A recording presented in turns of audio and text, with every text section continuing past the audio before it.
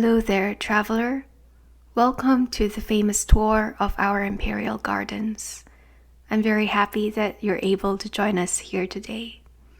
And I'm sorry to learn about the plague that has been wreaking havoc on your land and its beautiful people. I hope that you and your loved ones will stay safe and healthy, and I'm sure that we will overcome this together. Let's begin our tour then. We'll first enter through the main gates. You can see these adorable little stone lions crouched on either side of the gate. There are also these massive, heavy brass rings that you use as door handles. You can give it a try. Just lift one up and tap it gently on the wood 3 times to let them know that we're here. Well done. Now, let's enter. We step over the threshold into this beautiful, sunny courtyard full of life and activity. Now, right in front of us, you see this intricately carved stone slab with its marbled edges and ancient poetry down the middle. The reason why this stone slab is in front of the gate is because of the owner's belief that this will ward off evil forces. It is something that the family who lives here is very proud of, and it is a belief system that they have maintained for a long time, even as generations have lived and passed on within these grounds. All around us, we see these tall, towering pine trees. They have been here for much longer than either of us have on this planet, and they command a lot of respect. It is believed that benevolent spirits reside within these trees, and that these friendly tree spirits protect the inhabitants within the walls of this garden. Please follow me into the sitting room. This is one of many such beautiful rooms that you'll encounter on the tour, but I believe that this one is the most majestic of them all. It's right at the doorstep, waiting to accommodate valued guests such as yourself. As you can see, the interior is made of dark hardwood, but there are large windows that let ample sunlight in so that you'll never feel eerie or lonely in a room like this. And of course, as a mark of our hospitality, here is a fresh cup of green tea for you. Please feel free to have a seat anywhere on the silky cushions, and we can take some moments to admire the room that's around us in all its grandeur. The family that lives here hired one of the most renowned architects to design this estate many years ago. One of the most amazing things is that every single building that you'll see never uses any nails or screws to hold them in place. So every piece of wood or stone that was used in construction was intricately measured out and fit together so precisely that you don't need any nails or screws to put the pieces together. That's partly why the estate has survived for such a long time until now. The matriarch of the family remains an avid art collector, so around this room there are various kinds of paintings in different styles, some of them traditional, some of them modern. Down the middle of the hall, you can see this huge, gorgeous piece of tapestry that was bought from a trader from a faraway land probably many years ago, so long ago that we don't remember. but they get servants to polish and clean it every single day so that it remains just as good as new.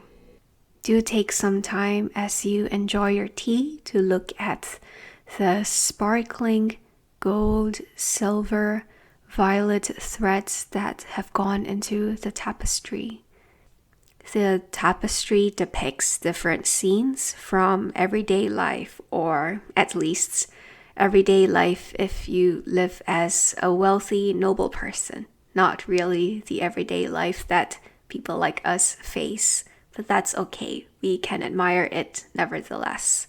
You can see beautiful ladies just sipping tea and enjoying some delicate pastries. We can see a couple of musicians and dancers performing in a lush garden. People going about their daily lives as they write poetry, paint, and create various forms of art. It's definitely a very leisurely lifestyle that all of us could aspire to if we have the means to do so. If you would care to look down below your feet, you can see and feel a soft rug that covers almost the entire floor. This rug was woven from bamboo fibers, silk threads, linen threads, and probably just a hint of silver. Every single object that you see here has been very delicately chosen to ensure the maximum comfort of all who enter this hall. Whenever you're ready, let us depart this hall for now and continue our tour. If you could just follow me along the cobblestoned path into this doorway. Something really interesting is that the doorway is carved to be shaped like a flower vase. So if you stand in the middle of the doorway, yes, that's perfect. Now, don't you feel like a beautiful flower just blooming in the sunlight? At least I think you do look like one. Anyway, let's continue our tour. We'll continue along this path, just passing by the exterior of the hall that we were just in, and we will take a right turn down this bamboo-covered corridor. While we can call this a corridor, it is very much an open air, open space concept. So along the left, there are rows and rows of lush bamboo plants just growing tall, and also a short little wall with a roof over our heads. But to the right, that is completely open, and we can look out into the small lotus pond that is right here. If you look over the ledge into the clear water, you can see colorful koi fish just swimming merrily around and having the time of their lives. Yes, some of them are a little bit obese because people just feed them all the good stuff all the time. There's really not much else you can expect of precious fish in a wealthy household like this except to be spoiled by all the best food there is out there. Towards the further edge of the pond, you could probably see a couple of low rocks. You might find the rocks fascinating because they are quite porous with all kinds of strange, pointed, rounded shapes within them. These rocks are very expensive, and the owner of the house instructed his masons to dig them out from the bottom of a lake that is a few hours away from here because he really loved these rocks, and I guess he just couldn't bear the sight of his own house without them. You'll see a lot of these rocks in other water bodies that we'll encounter in the garden. It isn't quite lotus season yet, so the flowers aren't blooming, but you can see their huge leaves just floating on the surface of the pond, and you can trace the leaves and stems all the way down to the muddy bottom. When it is lotus time, you'll see so many pink and white flowers blooming out of the water. And if you could have some space in your schedule to stay in our town for maybe a few more weeks, you might be able to see the flowers bloom from the pond. We have reached the end of the bamboo corridor. Over here, we see a tiny pavilion going out into the pond. And yes, we can step right in from here. So this is called the Lovers Pavilion. Not its official name, but its nickname, because it is very well shrouded by these lush plants and greenery. So maybe sometimes in the dark hours of the evening or the night, if you're feeling a little mischievous and want to defy some rules, you would sneak out of your room and come here for a kind of little date or rendezvous with someone that you fancy. In the daytime, however, you will more commonly see people just sitting here with their friends, chit-chatting over a pot of tea, or just sitting by themselves, reading a book, or sometimes if they get tired of reading, they'll just leave the book by their side and take a nice nap in the breezy pavilion. Sometimes if people want to sit for a portrait, they would most likely do it here as well, because the lighting is pretty decent in the morning and afternoon when the sun isn't blocked by all the plants around it. They would just sit, yes, right over there where you're currently standing, and have one of the greatest artists in town come over and paint probably a sugar-coated picture of themselves.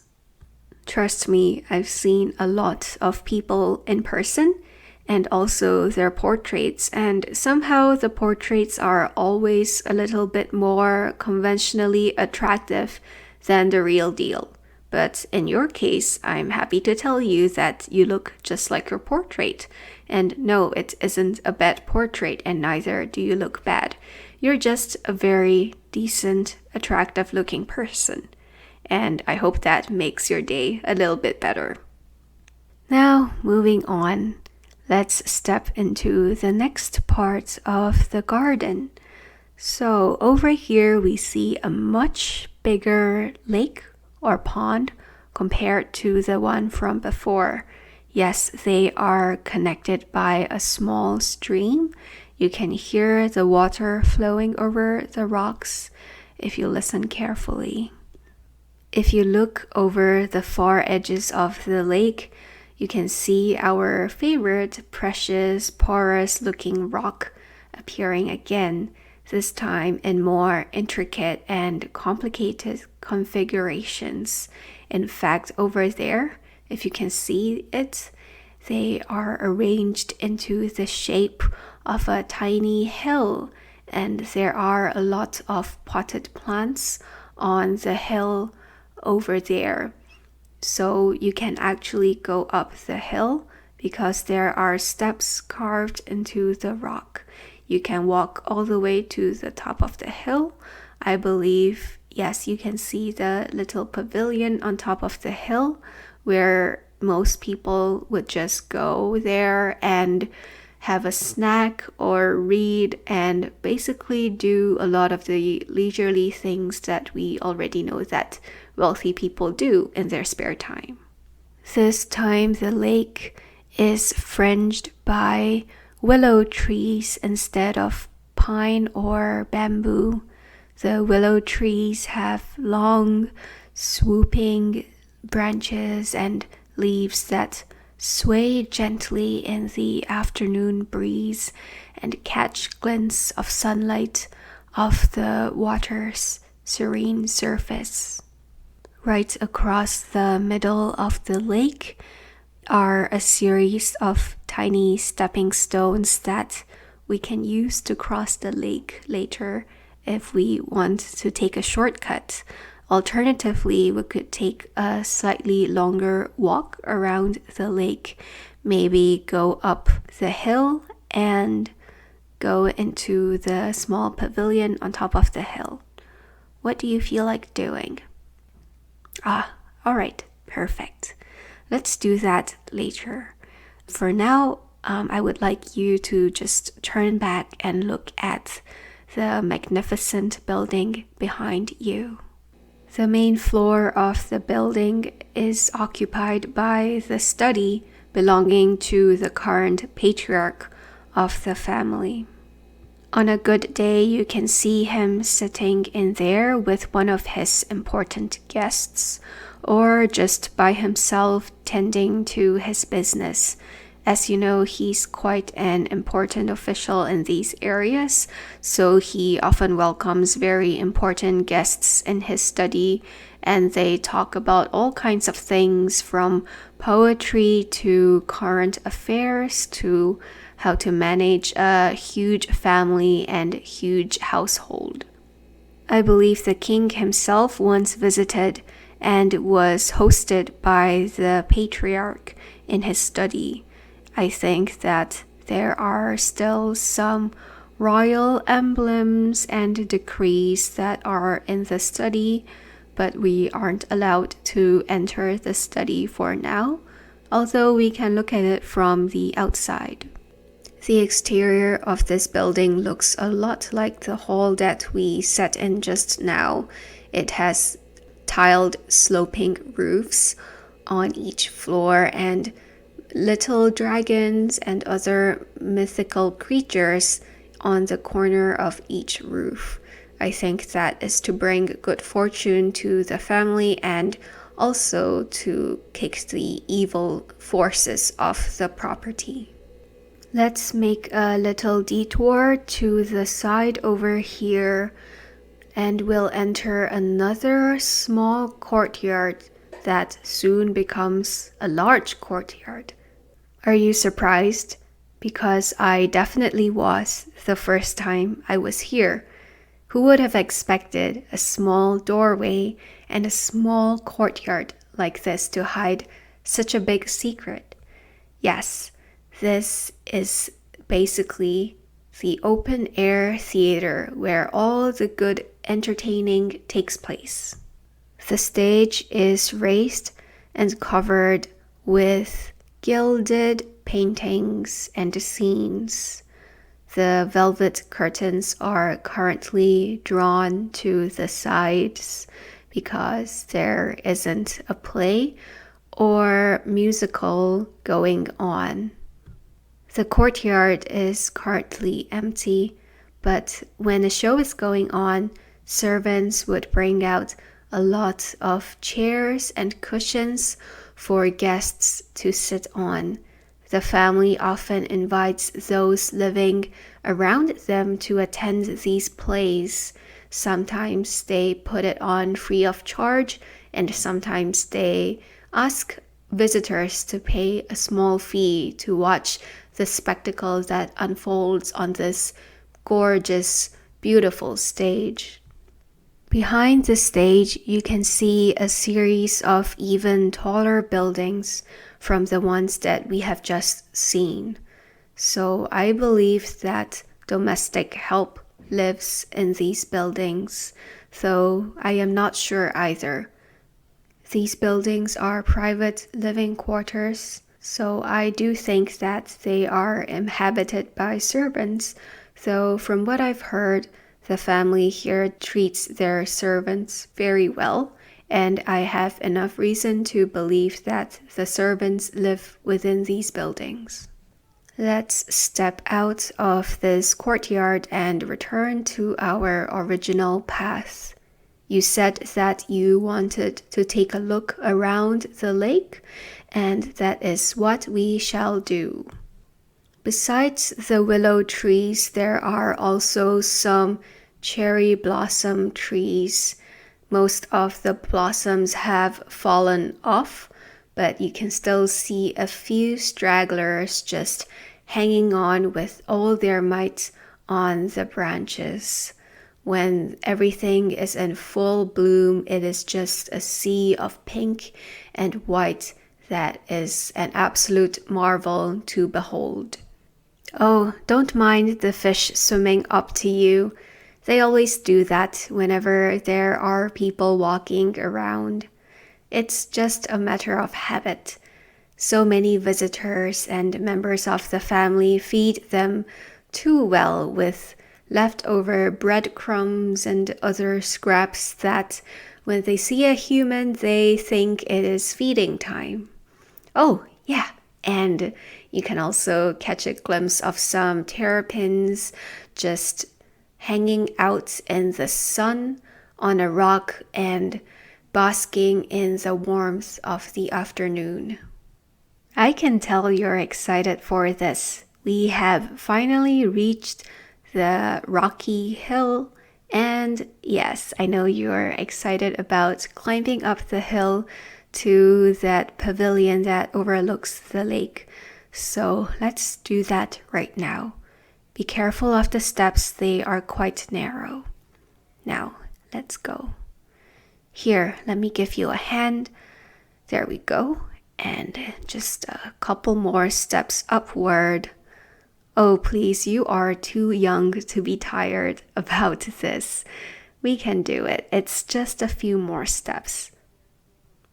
Aha! Here we are, all the way at the summit of the hill, if we can even call it a hill. Now, isn't this majestic? You can see a lot of the buildings. You can see a lot of the plants glistening in the sunlight. Yes, the roofs are quite reflective. I'm not sure what kind of varnish they used, but it's definitely not cheap. Legend has it that the roofs are all concave because when there is a dragon that shall visit the area, the dragon can just comfortably nestle up on the roof of one of these buildings and bless the entire estate, the entire family, and probably the entire kingdom with its good fortune. I'm not sure what to make of this tale. Maybe you'd have more insight than me, but I'm, let's say, just a tiny bit skeptical. But after all, people can believe what they wish to believe in so that they have that little bit of faith to keep them going every day. The breeze up here is definitely a welcome respite from our slightly humid and slightly muggy tour, walking among the flowers in the garden. So maybe we'll just take a couple moments to enjoy the view ahead of us. I once heard a funny story about how a potential suitor was trying to woo one of the ladies of the house a few years ago. They walked all the way to here, and he told her that the best view was right in front of him while staring intently into her eyes. She got so nervous and confused that she gave him a good hard slap on the face. I'm not sure what I would have done in that case or what you would have done, but I think a slap is a little too much for just a cheesy statement like that. Unfortunately, our time seems to be running low, so if you don't mind, let's make our way back to the main gate so that you can be on your way without too much of an interruption in your schedule. Here we are. Thank you so much for joining me today. I hope that you have a pleasant stay in our city and that you get to check out some of the surrounding areas that are more rural and, dare I say, more naturally beautiful than the hustle and bustle of the city. I wish nothing but the best for you and safe travels when you do have to return home. Hope to see you again.